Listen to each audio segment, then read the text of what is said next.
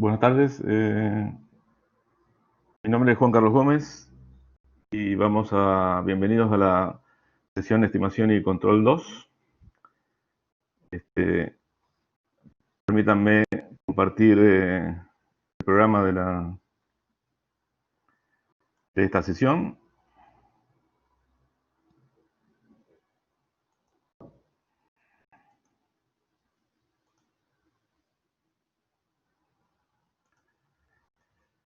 Son 6 trabajos.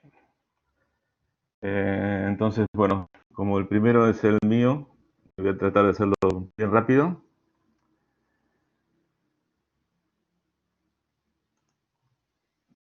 No sé si pueden ver en todo caso, te pido feedback, Sí Hernán. se ve, Juan Carlos, a ver si podés poner pantalla completa, si se ve bien, Vale. modo presentación.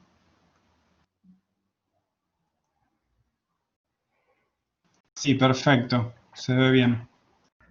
Bueno, gracias. Entonces, el primer trabajo del mío, así que me voy a automoderar. Voy a tratar de hacerlo lo más rápido posible. Ponele abajo ocultar, hide, si no te Dale. molesta la barrita. Sí, sí.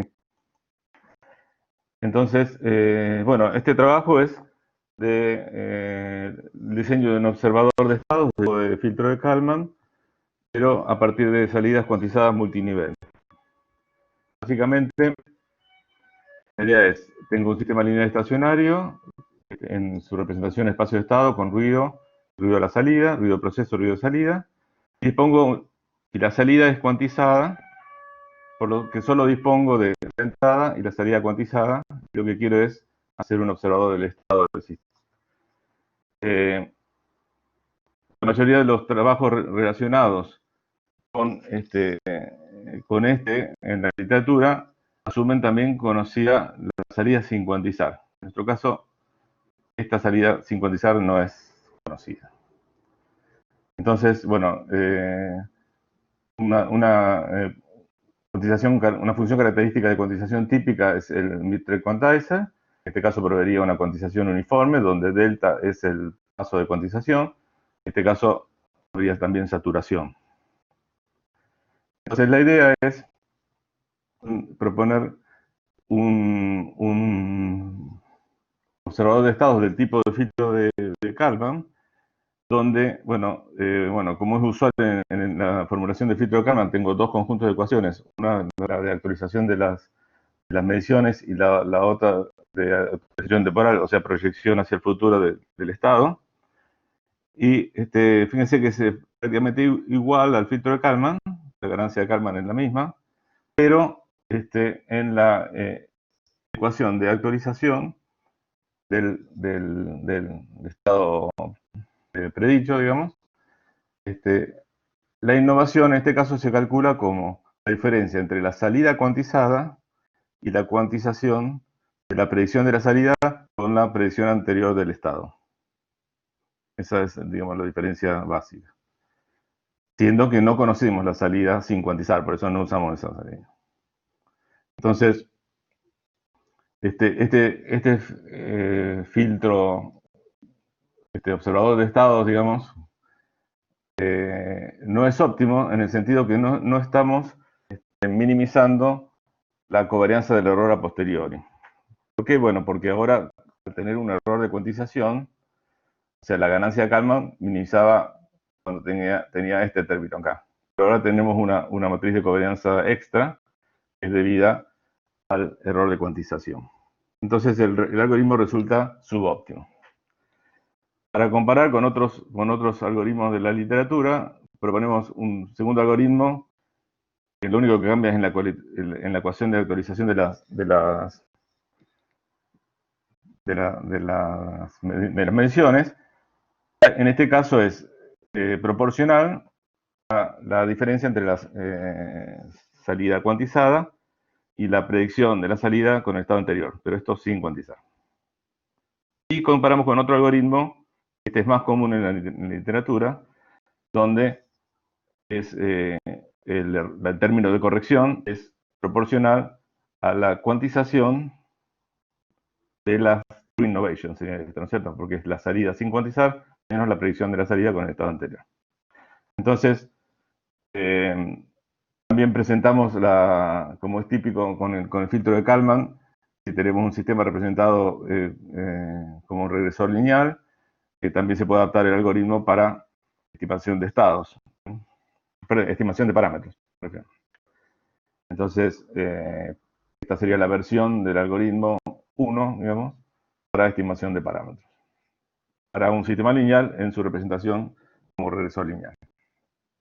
Entonces, por simulación, presentamos un ejemplo de simulación, el sistema masa resorte amortiguador, hacemos la descripción de espacio de estado en tiempo discreto, y lo que hacemos es una simulación de tipo Monte Carlo con 500 diferentes realizaciones de los ruidos, y cuantificamos el error de observación del estado con el best fit.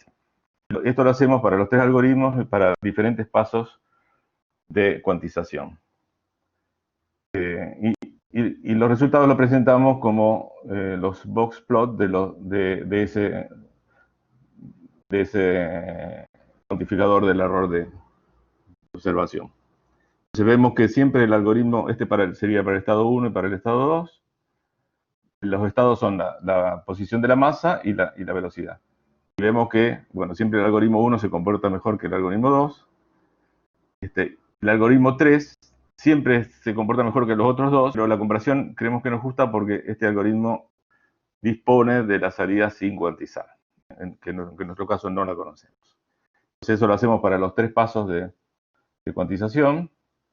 Fíjense que para 10 milímetros es una cuantización bastante grosera, en el sentido que hay solo 3 niveles de cuantización. Entonces, bueno, el algoritmo 1 siempre se comporta mejor que el 2, el 3 se comporta mejor que todo, pero yo les digo, la comparación no es muy justa. También evaluamos, que no están los resultados acá, qué pasa con los algoritmos para las distintas relaciones señal-ruido. Y evaluamos el algoritmo en su versión para estimación de parámetros, para estimar los parámetros de este sistema con una transferencia de segundo orden.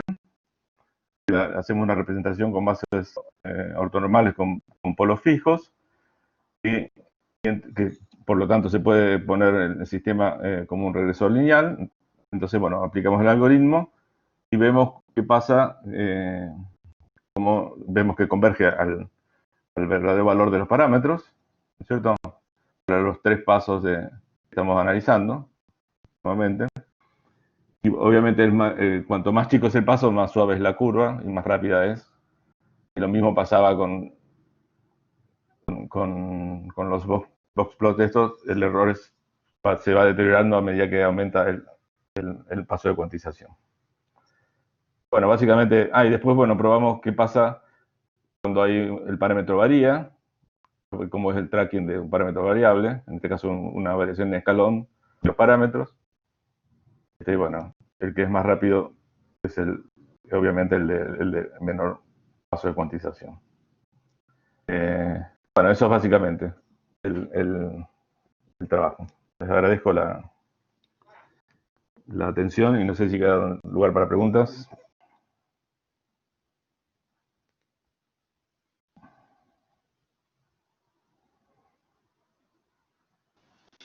Bueno, muchas gracias, Juan Carlos. Ya que sos moderador y presentador, pregunto yo, ¿alguien tiene pregunta?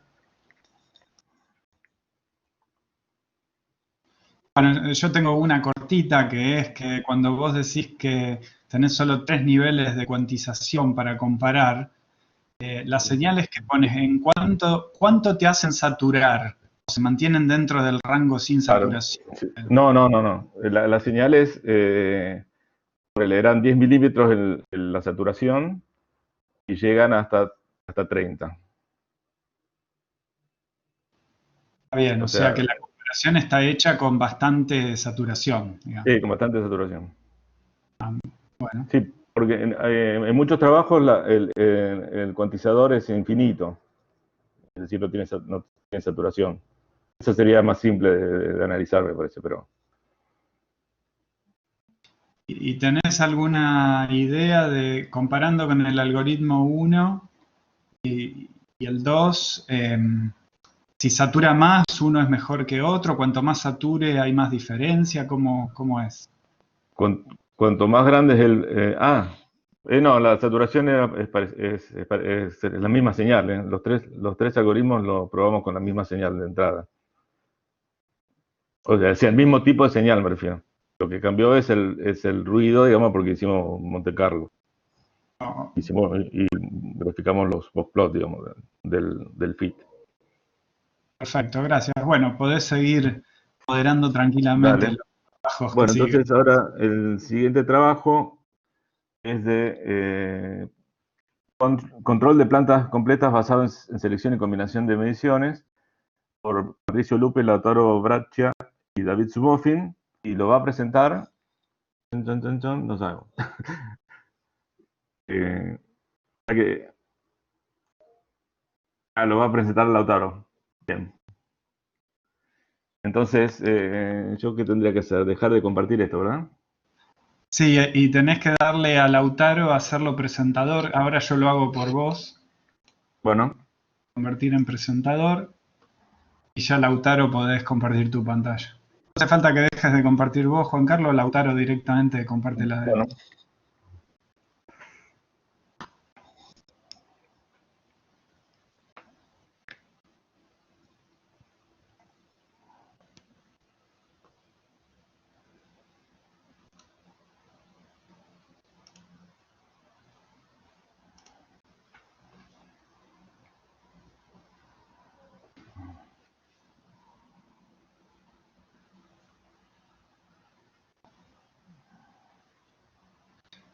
Ahí podés habilitar tu micrófono, Lautaro.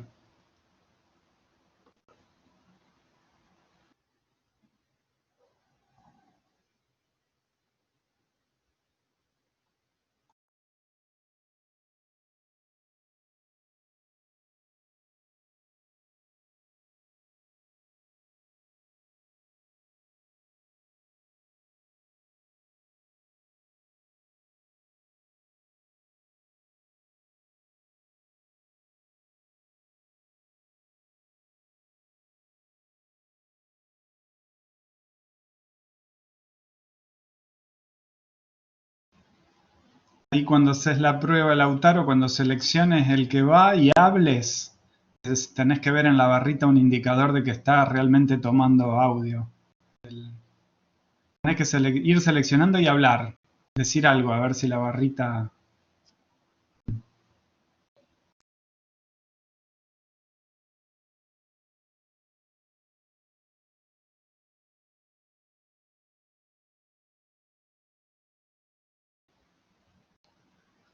Mira, creo que lo mejor va a ser que salgas y vuelvas a entrar a Blackboard, porque me parece que no le diste permiso de entrada al micrófono, pero no estoy seguro.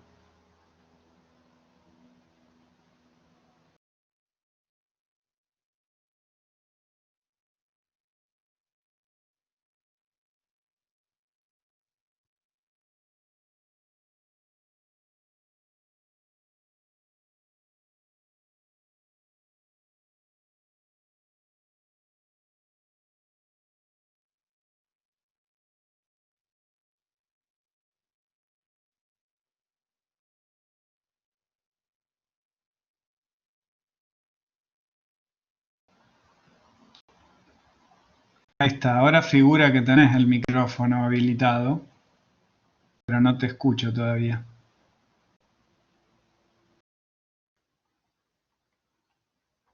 Y ahí figura.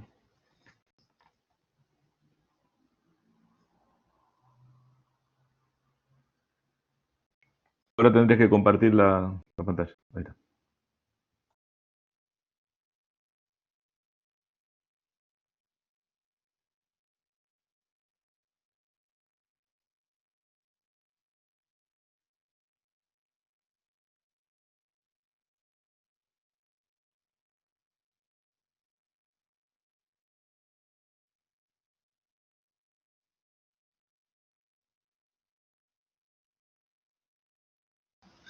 Ahí arriba dice que volver a cargar para actualizar la configuración, ¿no será eso, Lautaro?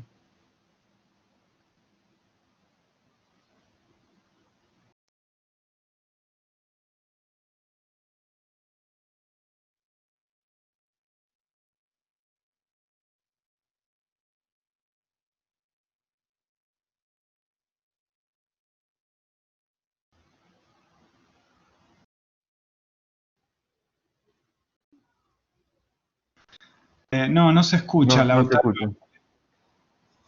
A ver, habla Lautaro ahora.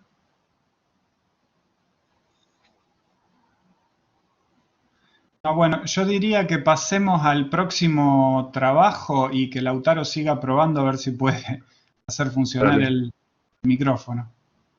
Bueno, dale. Entonces, el- el próximo trabajo es perdón, Control Twisting con adaptación basada en cruce por cero para un sistema de columna de agua oscilante con generador sincrónico. Los autores son Facundo Mosquera, Carolina Evangelista, Paul Pulleston y John Ringwood. Y lo va a presentar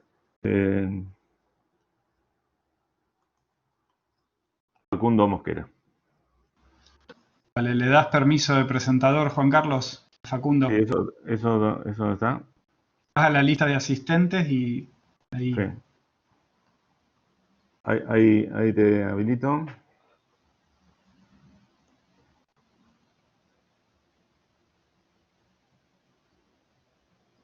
Los tres puntitos, ¿verdad? Sí, sí, ahí está perfecto. Está Ya pero Facundo no sé. debería poder ¿Acá? presentar y hablar. Mirá. ¿Estoy presentando? ¿Se ve? Sí.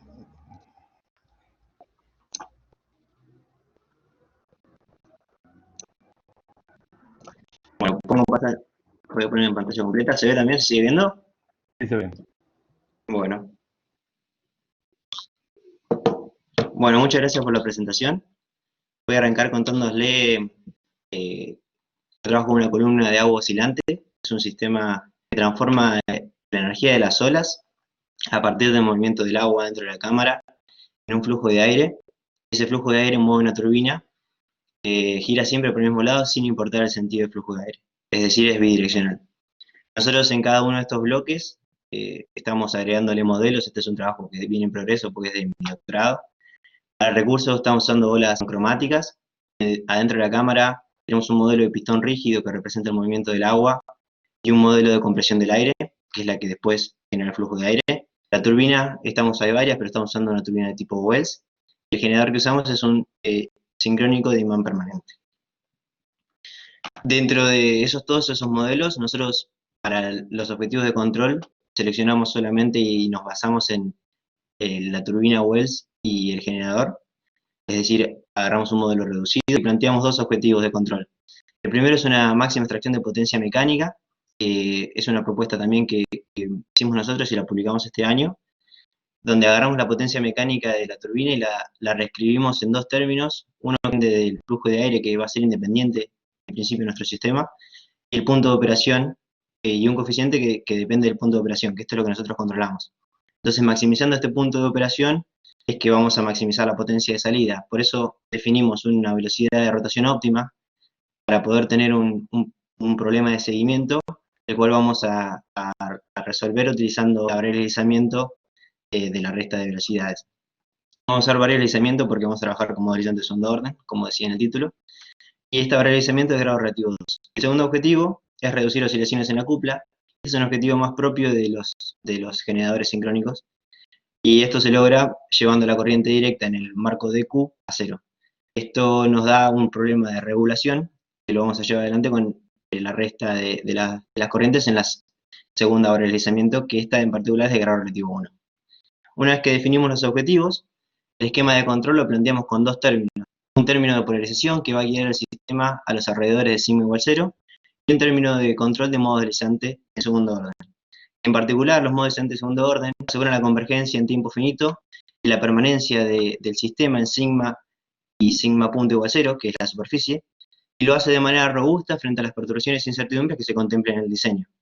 Dentro de la familia de algoritmos que tienen estos modos deslizantes de segundo orden, nosotros elegimos el twist, que tiene esta forma, y se diseña eligiendo las ganancias, R y R'. En particular, este algoritmo es para sistemas de grado relativo 2, por eso para poder aplicarlo en sigma 2, que era de grado relativo 1, tuvimos que hacer una expansión en la entrada de control. Eso, toda la parte de diseño y la prueba, se hace en modo deslizante ideal, es decir, que la frecuencia de conmutación del control es infinita para el sistema. Cuando se prueba así, con ganancias fijas y en modo horizonte ideal, tiene funcionamiento, pero cuando se le agrega una limitación en la frecuencia de actuación, la frecuencia de conmutación del control, esto lo hacemos para poder modelar la actuación del sistema mediante unas llaves de potencia, se ve un aumento de chattering. Este funcionamiento en frecuencia limitada se lo llama modo horizonte real. Para poder resolver este problema que nos aparece ahora, es que planteamos un esquema de ganancias adaptables, donde las ganancias R y R' fijas, seleccionadas en la diapositiva anterior, son el límite superior, el marco superior, y ahora elegimos un tiempo de ventana fijo y un umbral de cruces para contar cruces por cero y comparar en cada tiempo de ventana esta cantidad NSW de cruces por cero de la variable de deslizamiento contra ese umbral. Si la cantidad de cruces es mayor que el umbral, entonces nosotros estamos sobre la superficie y podemos reducir la autoridad de control, pero si en otro tiempo de ventana esta cantidad de cruces es menor que el umbral que nosotros elegimos, es que nos estamos alejando de la superficie y hay que aumentar la autoridad de control o la ganancia de control para volver a la superficie. Como resultados, acá lo que les había contado, veníamos diseñando un modelo reducido y los resultados estos que les estoy mostrando son en el modelo completo. Por eso la primera columna, lo que tenemos acá es el recurso, el modelo con olas policromáticas, el movimiento del nivel de agua, es decir, el modestón, y la velocidad de flujo de aire que tiene incluida la compresión. Son estas tres figuras. Después tenemos las acciones de control. Fíjense acá que el twisting debería comportarse, se debería ver en rojo la ganancia del twisting, pero acá en BD no se ve, porque está actuando el término integrador que les dije, el integrador que estamos poniendo en la entrada de control para poder utilizar un control de modelizante de grado relativo 2 en una variable de grado relativo 1. Y después, en esta otra figura lo que hacemos es, para poder mostrar todos los distintos pasos, de 0 a 10 segundos, simulamos el sistema con modo horizonte ideal, es decir, la frecuencia infinita para el sistema, y vemos que con ganancias fijas, esta primera parte se comporta muy bien, pero cuando activamos la limitación en frecuencia, el chattering se dispara de 10 a 20 segundos, y después de los 20 segundos activamos las ganancias adaptables, manteniendo la limitación en la conmutación, y vemos cómo el chattering se reduce haciéndolo que pueda funcionar, digamos. Como conclusiones entonces, diseñamos un esquema de control con dos algoritmos twisting de ganancias adaptables. El diseño se hizo en un modelo reducido y se probó en un sistema completo, donde incluimos la dinámica no modelada de la compresión del aire y el movimiento de la superficie del agua adentro de la cámara. Y cuando comparamos este funcionamiento en modo horizonte real de ganancias adaptables versus las ganancias fijas, vemos una clara mejora de las ganancias adaptables. Como trabajo futuro, estamos pensando en reemplazar el twisting con expansión integral por un super twisting adaptable, incluir esta dinámica no modelada de la compresión del aire y el pistón adentro del diseño de control, y en un futuro ya probar el emulador en un prototipo. Si quieren contactarme, este es mi mail, y si quieren ver más sobre esta presentación, el video es el número 70. Muchísimas gracias, y quedo de preguntas. Bueno, gracias Facundo. Y sí, ahí tenemos tiempo para un par de preguntas, sí.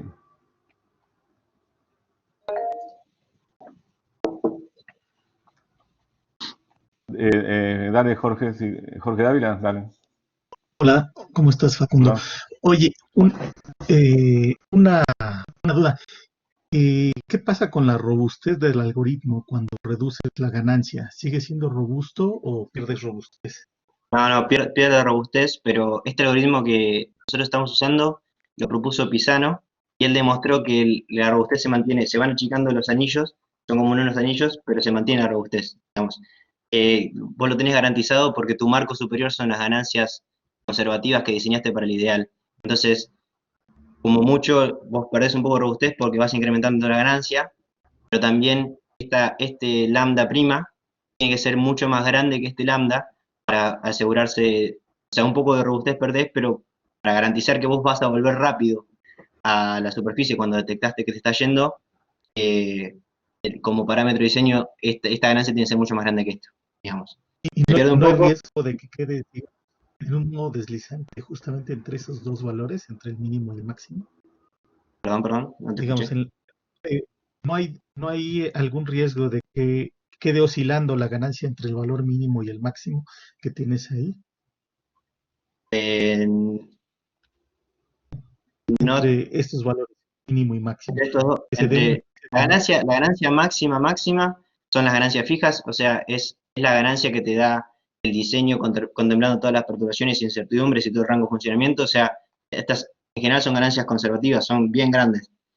Y el valor mínimo un valor mínimo puede ser cero inclusive, puede ser ganancias cercanas a muy poco control. no te olvides que yo además tengo un control equivalente o de polarización que me acerca a la superficie, digamos. Hay una gran parte del control que me lo está haciendo este control equivalente, que me está llevando a la cercanía a la superficie, y yo estoy lidiando con incertidumbre y perturbaciones con el modo deslizante, digamos. Yo estoy ya estoy cerca de la superficie, pero termino el modo deslizante es el que me termina asegurando estar ahí. No sé si eso... Ok, sí, está bien, Facundo, gracias. Sí. Bueno, gracias, Jorge. Bueno, creo que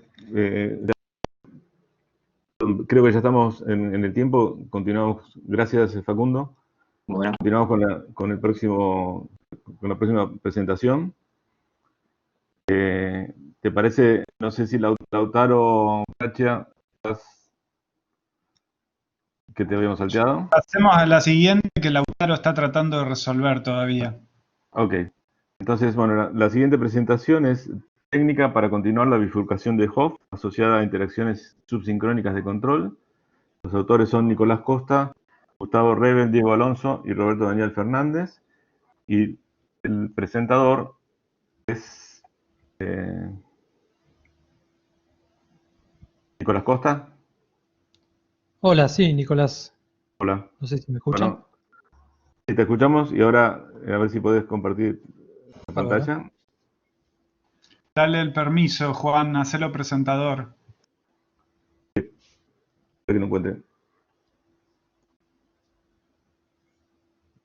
¿Cuál sería? Acá.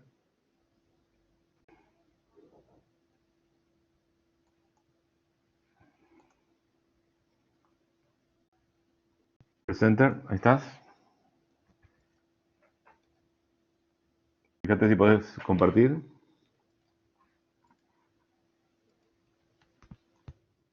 Sí, decime si... Sí, ahí se ve bien. Bueno, muchas gracias por la presentación. Buenas tardes para todos y todas. Vamos a empezar por definir un poco las interacciones subsincrónicas de control. Bueno, el título lo dijiste, pero lo voy a repasar. Es técnica para continuar la bifurcación de Hopf asociada a interacciones subsincrónicas de control. Las interacciones subsincrónicas de control son un fenómeno que tiene lugar en sistemas de potencia que combinan redes eléctricas con compensación serie capacitiva y generación por parte de parques eólicos que implementan turbinas tipo de FIG, de inducción doblemente alimentadas. Las interacciones subsincrónicas de control producen o se manifiestan como oscilaciones que tienen poco amortiguamiento y una frecuencia que es inferior al sincronismo de la red. Tanto el amortiguamiento como la frecuencia están relacionadas con diversos parámetros del sistema, típicamente el nivel de compensación, velocidad del viento en los parques y otros más. Este fenómeno puede estudiarse a partir del análisis de los autovalores del sistema. Y en particular, las interacciones subsincrónicas de control se asocian a dos pares de autovalores complejos conjugados. Uno, que es el modo subsincrónico, que tiene una frecuencia menor a la del sincronismo, y otro que es un modo supersincrónico, que tiene una frecuencia que es mayor a la del sincronismo. Si bien las oscilaciones, digamos las interacciones subsincrónicas de control, están relacionadas con estos dos pares de modos, las oscilaciones de poco amortiguamiento y poca frecuencia que aparecen en la red están relacionadas con el modo subsincrónico. Para estudiar un poco la ubicación de este modo subsincrónico, a medida que se varía uno de los parámetros que presentamos en la filmina anterior, genéricamente acá le vamos a llamar alfa 1 a uno de esos parámetros. Para estudiar la ubicación del autovalor, dependiendo el valor del parámetro, lo que se hace es una continuación de puntos de equilibrio. Uno, para calcular los autovalores, necesita conocer los equilibrios. Entonces, se hace un procedimiento de ir variando el parámetro alfa 1 y calculando los autovalores en cada caso. Cuando el autovalor cruza el semiplano derecho, se produce una bifurcación de Hopf. Esta bifurcación de Hopf, como este autovalor es de las interacciones subsincrónicas de control, está asociado a las interacciones subsincrónicas de control.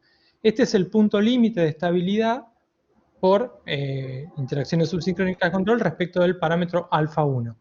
Una vez que detectamos este punto, esta bifurcación de Hopf, es posible liberar un segundo parámetro, también cualquiera de los que presentamos antes, genéricamente le llamamos alfa 2, y lo que podemos hacer es una continuación de la bifurcación de Hopf. Esto es una continuación de puntos de equilibrio que a su vez tienen el modo subsincrónico justamente en el eje J omega. Este procedimiento, el de la continuación de puntos de bifurcaciones de Hopf, con los paquetes estándar que solemos trabajar nosotros no lo podemos hacer. Existen limitaciones, en realidad lo podemos hacer, pero existen limitaciones cuando trabajamos con más de 200 variables de estado. Y en sistemas de potencia este es un número que uno lo alcanza con unos pocos parques y con representaciones de las redes eléctricas con relativamente pocas variables. Entonces, lo que venimos a presentar en este trabajo es una solución a este inconveniente. Lo solucionamos a partir del análisis selectivo de modos. El análisis selectivo de modos es una técnica mediante la cual uno puede obtener un sistema de orden reducido que contiene los autovalores de interés partiendo del sistema de orden completo. Este modelo de orden reducido es lineal y nosotros hicimos una adaptación para estudiar las interacciones subsincrónicas de control y pudimos obtener o elaboramos una técnica mediante la cual obtenemos un sistema lineal de orden reducido que los únicos autovalores que tiene es justamente los de la subsincrónica. El subsincrónico y el supersincrónico, es decir, los dos pares que veníamos mencionando. En este trabajo lo que mostramos es una adaptación o la inclusión de esta técnica del análisis selectivo de modos en la continuación de puntos de Hopf. Como para mostrar un poco el resultado final de nuestro trabajo, acá les pongo una figura que muestra en un plano alfa 1, alfa 2, es decir, los dos parámetros que veníamos interesados, y vemos una curva de Hopf.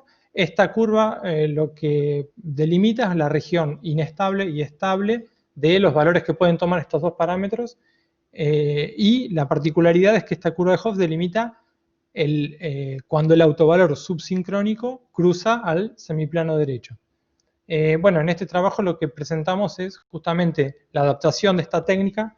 Lo que pudimos resolver mediante la técnica esta es la detección del punto de Hopf y luego la continuación de la curva de Hopf, que es la que está acá en pantalla, y esto nos permite, haber encontrado esta técnica nos permite luego implementar para el estudio de sistemas de orden superior, digamos, de más de 200 variables, que es lo que no podíamos hacer. Así que bueno, sintéticamente esto es un poco lo que está en el video de la presentación y un poco lo del trabajo.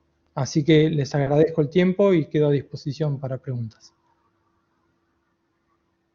Bueno, sí, tenemos tiempo para preguntas, si hay alguna.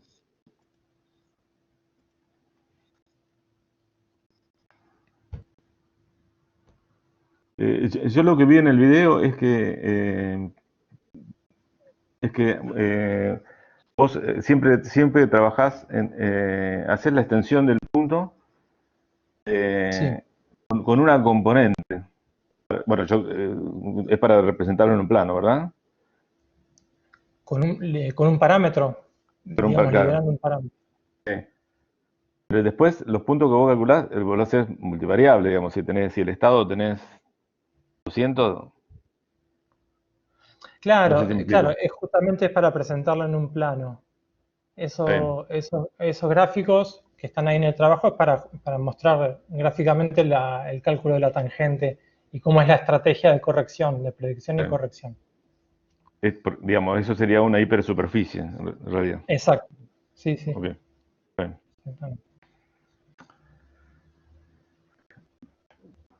Bueno, no sé si hay alguna otra pregunta.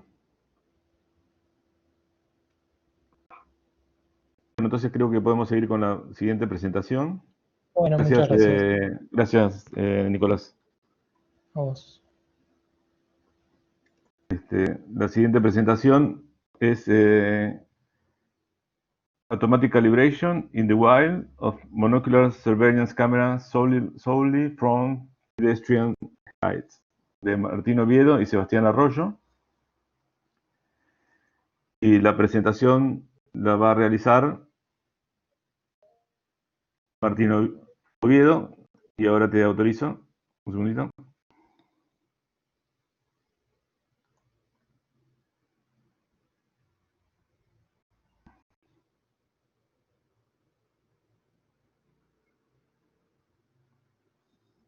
¿Estás con ese nombre? Hola. Hola, ¿se escucha? Sí, Martín Oviedo. Sí. Sí, Juan, fíjate que cuando tiene la mano levantada aparece primero en la lista para que lo encuentres más Perdón, fácil. perdón. Está.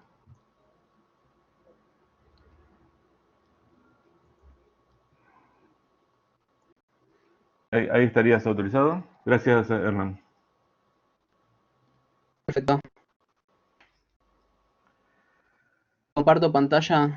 Avísenme Sí. si se ve.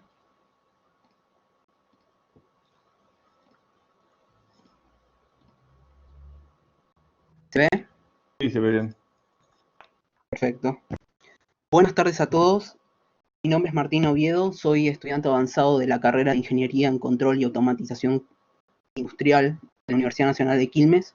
Y junto con Sebastián Arroyo presentamos el trabajo para DECA 2020. Básicamente, ¿de qué trata este trabajo? Desarrollamos un método para estimar los parámetros que definen el modelo de la cámara y a su vez eso me permite predecir las posiciones de los peatones que se detecten en una imagen. Todo esto en base a la transformación de perspectiva o a veces también llamada homografía, donde, por ejemplo, si el plano pi representa el suelo, el punto x sub pi representa los pies de un peatón, entonces el método que desarrollamos nos permite decir esta posición junto con los parámetros de la cámara. Básicamente todo se basa en el modelo pinhole para modelar la cámara. Este modelo, básicamente, ¿qué representa? Que un punto de algún objeto se refleja de forma inversa o se proyecta de forma inversa en una imagen. Se puede demostrar que el conjunto de ecuaciones que definen esa transformación viene dada por la ecuación 1, donde cuáles son los parámetros fundamentales a estimar. F, que representa la distancia focal, C sub x y C sub y, en general se toman como constantes conocidas, porque terminan siendo aproximadamente alrededor de la mitad del alto y el ancho de la imagen que se toma. Y en principio, la matriz de rototraslación que me lleva del mundo a la cámara serían de 6 parámetros, cosa que nosotros modelamos adecuadamente para que fueran de 3 parámetros. En resumen, ¿qué tendríamos? Una transformación que lleva del mundo a los píxeles de la cámara. A partir de lo anterior, es posible establecer las correspondencias entre proyecciones de perspectiva, entre lo que serían, por ejemplo, el plano del piso, donde se detectan los pies de los peatones, y los píxeles correspondientes. Y a su vez, el plano que representaría la cabeza de los peatones y su correspondencia a los mismos píxeles en la imagen. Ahora, para el tema de la rototraslación, reducimos el problema a 3 únicos parámetros, considerando lo siguiente. Primero, que las bases que representan la cámara y el mundo o el marco de referencia donde mido las posiciones están prácticamente desplazadas solo sobre el eje Z. La rototraslación la modelamos la parte de rotación la modelamos solo en base a 2 ángulos. Esto fue a partir de desarrollarlo prácticamente paso a paso bajo el convenio de ángulos fijos de Euler. En las imágenes se puede ver cómo se fue desarrollando, bueno, paso por paso con cada una de las rotaciones que se pensaron, aunque no necesariamente se tiene que realizar de esta manera. Justo en la imagen de la derecha se ve cómo quedaría la base mundo, o sea, Z sub m, por ejemplo, en este caso, junto con la cámara. A partir de esto, ¿qué es lo que tenemos? Tenemos un total de 4 parámetros que se necesitan estimar. ¿Cómo decidimos estimarlo? Bueno, definimos el error cuadrático que se puede ver en la ecuación 6, en la cual representan las diferencias entre los píxeles, o mejor dicho, las posiciones de los pies y las cabezas, ya que si el peatón está perfectamente alineado, entonces es lógico pensar que esas posiciones X e Y tendrían que ser las mismas. Ahora, ¿cómo se hacen para estimar justamente los X e Y de cabeza? De las ecuaciones anteriores es posible llegar a las relaciones 7 y 8, donde a partir de los píxeles que se detectan en la imagen, que son datos, podemos dar con las estimaciones X e Y. La imagen de prueba que utilizamos fue, bueno, detectamos diferentes objetos, donde la altura promedio nos dio alrededor de unos 12 centímetros. El algoritmo que utilizamos lo desarrollamos en Python, junto con la librería de optimización numérica que provee.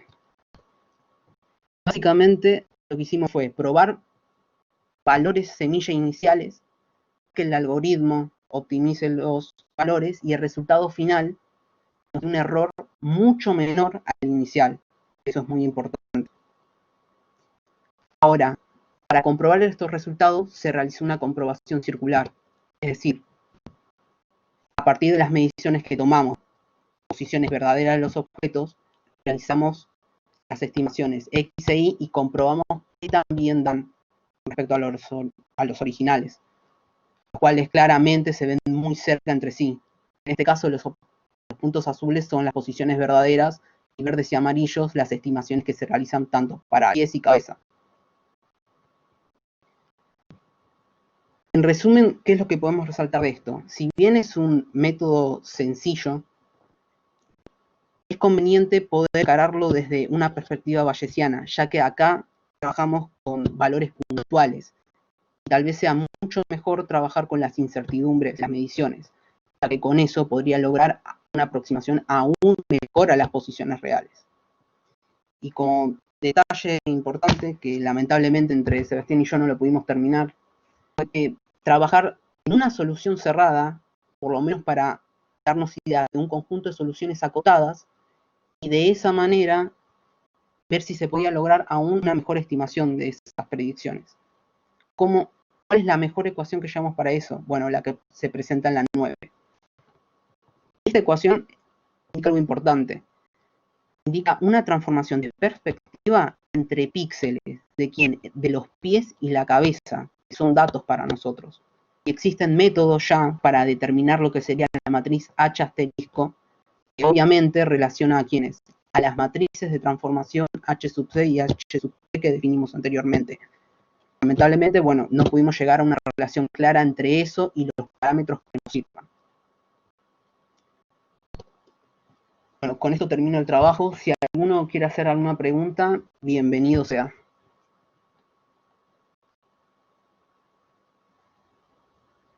¿Alguna pregunta? Una preguntita. ¿Vos la altura de los objetos, ustedes la consideraron fija?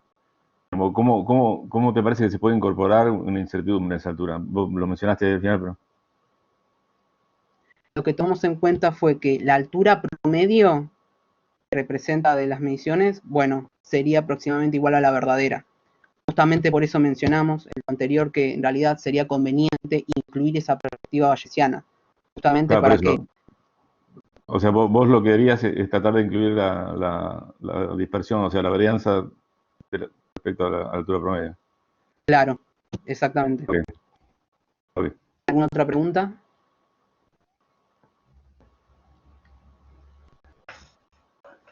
Bueno, gracias, Martín. No, por favor, muchas gracias a ustedes. Entonces, bueno, pasaríamos al siguiente trabajo, que es los autores son Hugo Garcés y Alejandro Rojas, que es Analysis of Plane Temperature Optimization Subject to Network Limitations. Y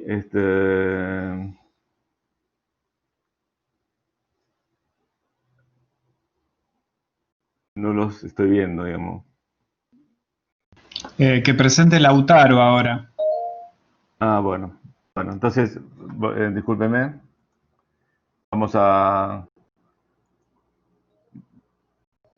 Va a presentar entonces el trabajo Control de plantas completas basado en selección y combinación de mediciones. Los autores Patricio Lupi, Lautaro Braccia y David Sumofin. Lo va a presentar el doctor Lautaro Braccia. Ya te autorizo. No, ya está autorizado. Fíjate si podés activar el micrófono, Lautaro. Sí. Ahí estoy. ¿Se me escucha ahora? ¿Sí? Sí, se escucha perfecto. Sí. Ahora voy a compartir la pantalla, entonces. Qué complicado, se me volvió esto. Bueno, ¿ahí se ve? Bien. Bueno, mi nombre es Laurachia. El trabajo que les voy a presentar es control de plantas completa basada en selección y combinación de mediciones, que realizamos en conjunto con el doctor Patricio Lupi y el doctor David Sumofen, todos pertenecientes al CIFASIS y al Grupo de Ingeniería de Sistemas de Procesos. Bueno, un poco el trabajo se encuentra enmarcado dentro de lo que es las problemáticas de control de plantas completas, que tiene principalmente esta área por objetivo diseñar estrategias de control, teniendo una perspectiva global del proceso, es decir, viendo el proceso en realidad y no una visión de unidad por unidad.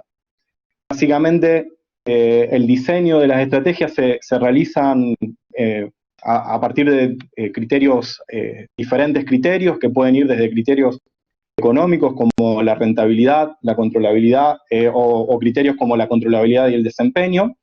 Y dentro de esta área también se involucran un montón de tareas que no voy a entrar en detalle, que ya el doctor Lupi lo presentó en el video, y vamos a ir más directamente a lo que nos focalizamos en el trabajo, que fue la definición de las variables controladas. Básicamente, dentro de la definición de las variables controladas, nos focaliza en la selección de los sensores y en definir cómo se iban a combinar estas mediciones para poder definir las variables controladas. A su vez, estas tareas estaban integradas dentro de lo que es la tarea de diseño de estructura de control.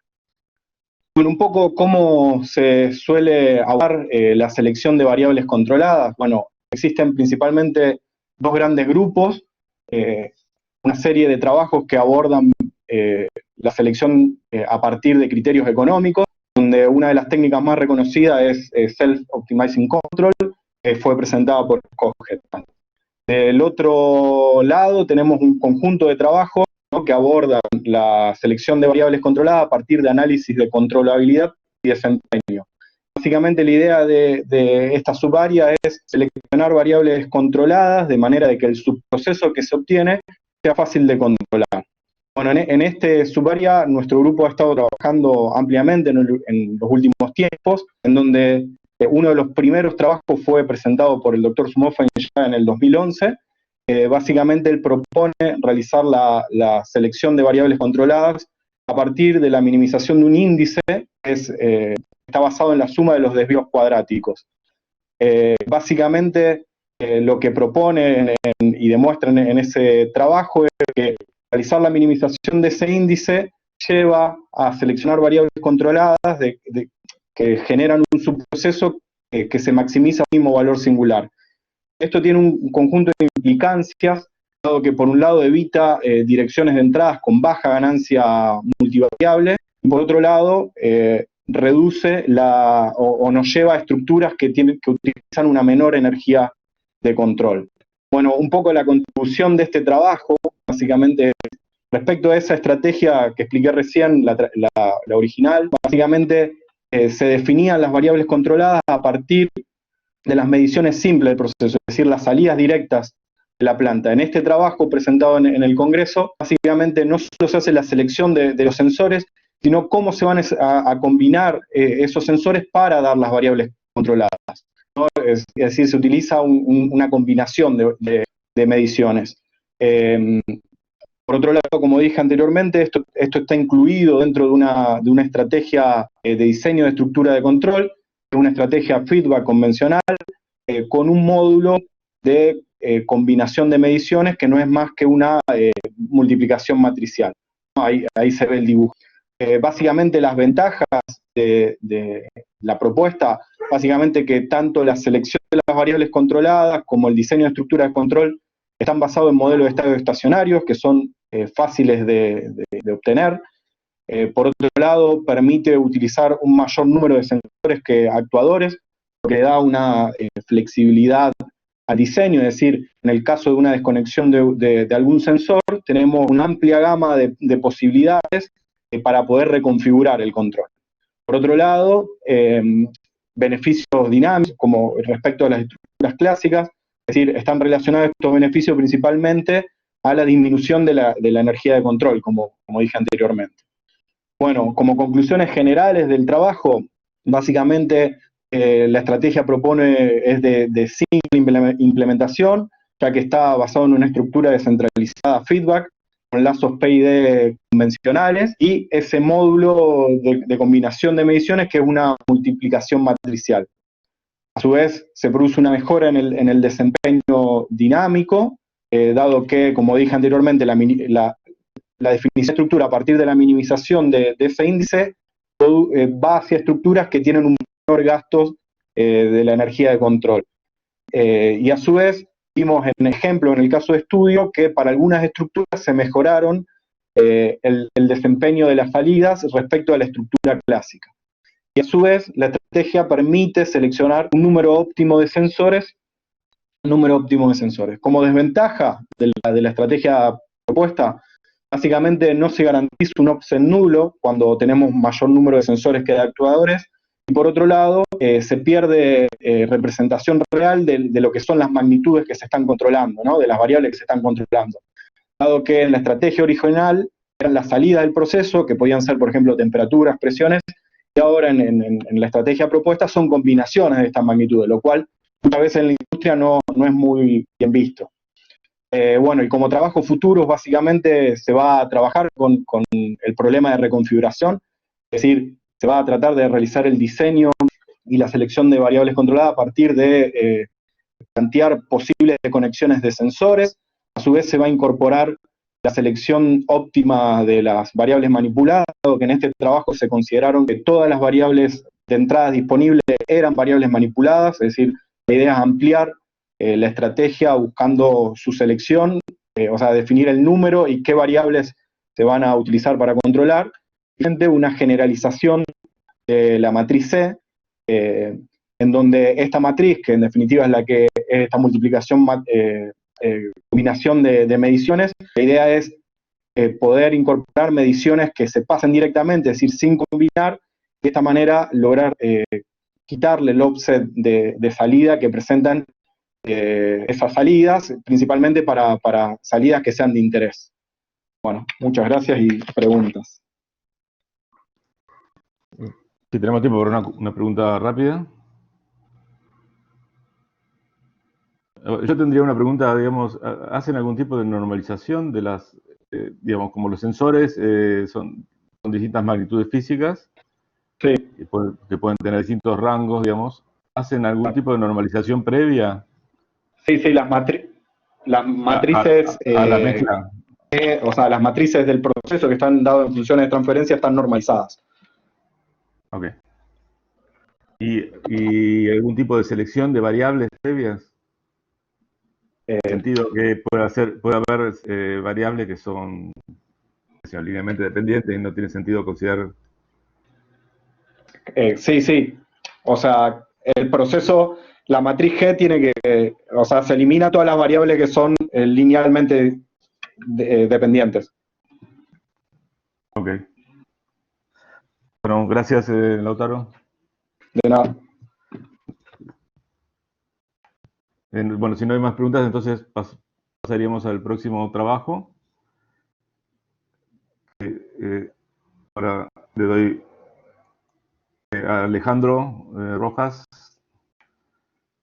lo va a presentar. ¿Aló? ¿Sí? ¿Me Hola. escuchan? Sí. ¿Qué tal, Alejandro? Bien, gracias. Disculpen el atraso, me perdí con esta cosa. ¿Cómo comparto mi...? Ahí puedes compartir pantalla y aplicación si quieres. ¿Y cómo hago eso? Esa es la duda. Porque compartir el video, no sé. Fíjate que hay un cuadradito con una flechita a la derecha. De acá, digamos. Sí, aquí lo veo. dame un Y te segundo. permite compartir pantalla y aplicación. Sí, la vi recién, acá está. Compartir contenido y compartir pizarra blanca, compartir aplicación en pantalla. Eso va a Eso. funcionar. Compartir toda la pantalla. Compartir. Y estaré compartiendo. Ahí está pasando. Sí. Ahora un segundito, ¿no? Sí, ahora sí, ahí se ve. ¿Se ve? Sí, sí. Ah, porque yo cambio, entonces se ve la presentación. Yo pido disculpas, estoy en este momento nos descoordinamos con mi coautor, que es Hugo Garcés. Y esta presentación no es exactamente la misma que está en el video que entregamos. Esta es mi versión, él hizo su versión y también se descoordinó. Y está tratando de entrar en este momento, pero tiene sus dificultades aparentemente. Así que si me disculpan esa pequeña variación, entonces, sin más, ¿cuánto tiempo tengo por preguntar la última consulta antes de empezar? 5 minutos para 5 o 6 minutos para la presentación rápida y después algún tiempo para preguntas. En total 10 minutos. Ya. Okay. Tenemos que terminar a las 6, más tardar. Okay. Sí. Excelente, no hay problema. Entonces, lo que queríamos conversar, ¿puedo hacerlo en castellano o tiene que ser en inglés? No, en castellano puede ser. Entonces, nosotros estamos interesados con Hugo en problemas en principio, de medición y estimación de combustión a través de mediciones con fibras ópticas, y el resultado de utilizar fibras ópticas, entonces, son mediciones con variables ópticas que le llaman. Entonces, estamos siempre como bien interesados en ese problema como aplicación. Y aquí queremos reportar un enfoque semi-teórico. Nosotros aquí lo que proponemos es un modelado de mediciones de temperaturas, de combustión, de medición de temperaturas de una llama debido a combustión a través de fibras ópticas, a través del uso de un radiómetro conectado a esta fibra óptica. Eso le llamamos variables ópticas, y las mediciones reales nos generan un ejercicio de identificación que lo hacemos pensando en una estructura de tipo Hammerstein-Wiener, la cual tenemos una no linealidad estática a la entrada del modelo que queremos sugerir para la planta, como la no linealidad de tipo Hammerstein, seguido por un modelo lineal y posiblemente seguido por una segunda no linealidad a la salida del bloque lineal, que sería la componente Wiener del bloque del modelo orientado al modelo en bloques, en la cual estamos sugiriendo que podría ser una buena explicación para el proceso que estamos tratando de primero modelar y después controlar. Y esa identificación la hacemos con datos reales, y después hacemos ahora ya en simulación como un preanálisis, como una etapa preliminar de exitosamente llevar esto a la práctica en procesos reales, un control y un control en simulación. Y para el control en simulación, lo que proponemos es, en estas simulaciones preliminarmente, es un acercamiento de extreme seeking. Y ese extreme seeking, como estos son procesos de combustión en los cuales las condiciones de operación son bastante complicadas, son bastante duras para el equipamiento, consideramos hipotéticamente en la implementación que queremos hacer real una transmisión por vía inalámbrica fundamentalmente de la información captada por el sensor óptico, en este caso radiómetro, y de esa manera entonces incluir explícitamente un fenómeno de comunicación en el lazo de control, lo que se conoce como Network Control System. Por tanto, nuevamente, preliminarmente, así como las simulaciones de control, así como el control propuesto es en simulación, el efecto de comunicaciones que podrían llegar a ser también son en simulación. Ese es el background básicamente del trabajo que presentamos acá. La motivación fundamentalmente es combustión por mucha energía renovable presente y en desarrollo, y toda la buena noticia de que cada vez más porcentaje de la producción energética es por fotovoltaico, o por eólico o por otra fuente renovable. A combustión sigue estando en el corazón de la mayoría de los procesos industriales relevantes, ya no a lo mejor para producción de energía, sino para producción de cualquier otro bien y producto que nosotros necesitamos. Así que combustión está en el centro de eso, y nosotros por eso nos interesa eso, y como les mencionaba, proponemos a partir de datos reales que tenemos de una combustión. Este caso es lo que se conoce como una ladle furnace. Estos son básicamente cucharas, ladle es derechamente cuchara, en las cuales en este caso en particular se usa una llama para calentar un recipiente bastante grande, en lo cual se usa para transferir acero. Esta es de una acerera aquí en la zona donde estamos nosotros en Concepción, en Chile. Y ahí, por supuesto, la combustión es efectivamente la llama, es para calentar esta cuchara, para que cuando se transfiera el acero que se está fundiendo, no se solidifique durante el proceso de producción. Así que estas mediciones que aparecen a la izquierda son mediciones reales. Hacemos un análisis para encontrar que, no me quiero quitar la responsabilidad, pero esa es la parte que hizo Garcés. Así que hacemos identificación y llegamos a la conclusión de que efectivamente hay una componente lineal que podemos identificar con la cantidad de polos y cero que aparecen en el diagrama a la derecha. Los datos reales son los azules, los datos en rojo son las estimaciones que estamos proponiendo para el bloque lineal. Y la no linealidad, que es la bonificación de ganancias de distintos puntos de operaciones, la atacamos con una no linealidad estática y resulta fundamentalmente ser, lo que recuerdo acá, este es el bloque lineal que identificamos, el H que aparece ahí, y nos quedamos fundamentalmente, hicimos pruebas de varias estructuras de no linealidad estática a la entrada en Hammerstein y a la entrada y la salida de Hammerstein-Wiener. Llegamos a la conclusión, en principio, de que una Hammerstein sin Wiener era suficiente con el H que encontramos acá para describir bastante bien los datos reales que teníamos y entonces validar eso como una estructura propuesta para utilizar en la simulación. Con la información del bloque H podemos entrar entonces a una Extremum Seeking. La gracia de Extremum Seeking es que no requiere un modelo, en mi información, no requiere un modelo extremadamente preciso de la planta en la medida que automáticamente va a ejercer ejerce en línea una optimización de la operación del lazo cerrado. Y para la prueba que hicimos, como íbamos a apuntar a hacer un estudio preliminar de los efectos de comunicaciones, no interesaba más tener un control andando para probar su efecto, y nos inclinamos para Extremum Seeking porque en la no linealidad estática que aparece acá de la combustión, el celeste claro es el punto donde nosotros queremos operar. Y si nosotros reducimos, en el eje horizontal está la entrada, el fan speed, la velocidad del ventilador que inyecta aire en la combustión, la velocidad nosotros la vamos a contener entre 40 y 80, así que nos vamos a quedar con un máximo local. Y Extremum Seeking está, para las personas que posiblemente saben más que yo, por supuesto, o las que han leído un poco, Extremum Seeking es ideal para un tipo de problema que quiere justamente ubicarnos en el punto máximo de una curva estática con un máximo global, como en ese caso, cuando solo nos restringimos entre 40 y 80, como el caso que queremos enfrentar. Entonces, realmente llegamos a la conclusión que Extremum Seeking era un acercamiento muy, muy interesante de control para este tipo de proceso, una vez identificado. Y así que aquí proponemos, pero en principio no nos concentramos mucho en cómo diseñar de la mejor manera un Extremum Seeking, sino en probar que esto funciona. Así que aquí se propuso dos diseños de Extremum Seeking, uno más agresivo, que es el que se presenta acá, con parámetros de diseño que aparecen arriba a la derecha, y uno menos agresivo y más suave, como se aparece acá. Y ambos dos diseños, que pueden ver que están funcionando, que logran estabilidad y se acercan al valor celeste del máximo de la curva estática acá de ganancias para la combustión, limitando la actuación entre 40 y 80 más o menos. Entonces aquí hicimos tres pruebas preliminares para ambos diseños del efecto de comunicación. Y el efecto de comunicaciones hay muchos.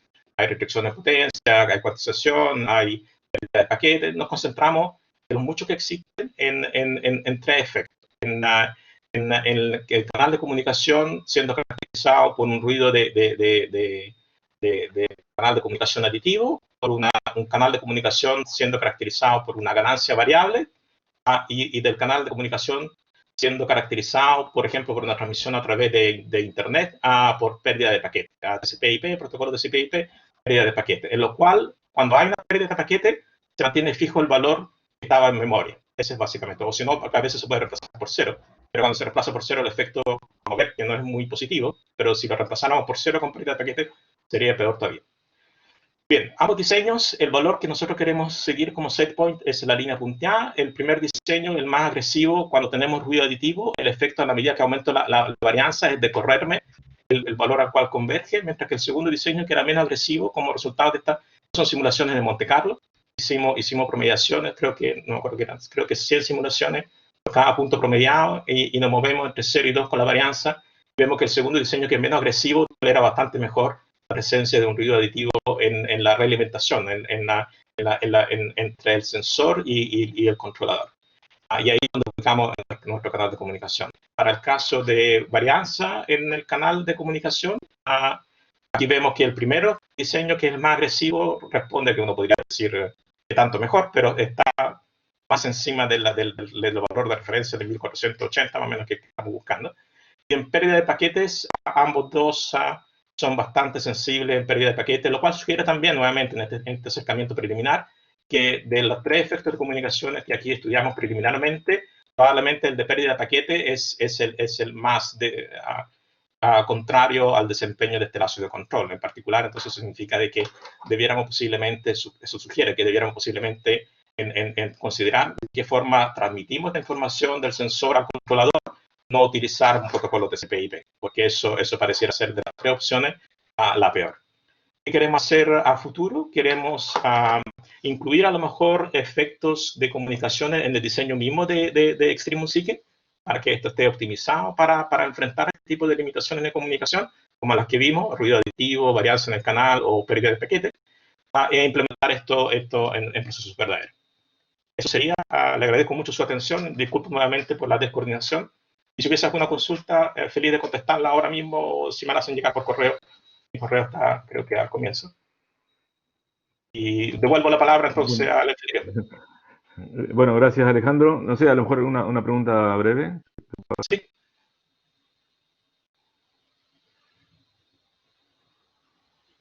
Bueno, yo tengo algunas, pero a lo mejor es mejor que te las haga en otro momento. Sobre la parte de identificación, que Sí. me pareció que, digamos, que le faltó decir, como tienen bloques en cascada, no son parámetros identificables esos bloques.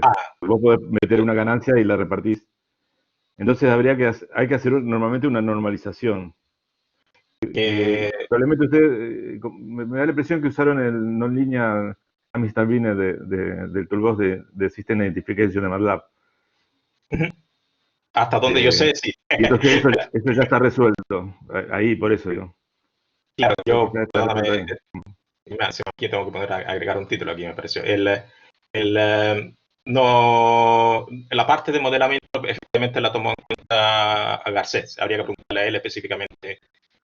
Sí, si querés, Hugo, si querés hablar, no hay problema. Es que conectar. Hola, mucho gusto. Te tiro la pelota. Te tiro la pelota. Sí, dale. Aquí la amortiguamos y hacemos el gol. Sí, efectivamente, ese fue un comentario que fue muy bueno y fue tomado en cuenta en la revisión del artículo. Y efectivamente, la normalización, a pesar de no estar declarada en forma explícita en la primera versión del artículo y no estar declarada explícitamente dentro del toolbox de identificación, se realiza dado que parte del procesamiento interno que hace el bloque de identificación en MATLAB calcula promedios y acota el rango de las señales al mínimo y el máximo en el que se encuentra. Así que esa normalización sí se calcula de forma implícita dentro del toolbox, y también nosotros lo vamos a considerar para futuras realizaciones, el ver si la normalización con respecto a un rango más o menos 1 o normalización con respecto a media y variancia tiene quizá algún impacto en la identificación. Bueno, claro. Gracias. Bueno, entonces, no sé si hay alguna otra pregunta. Entonces, bueno, daríamos por terminada la sesión. Les agradezco a todos los presentes. Y bueno, nos estamos viendo. Gracias Alejandro, y gracias Hugo por la presentación. Gracias por la atención.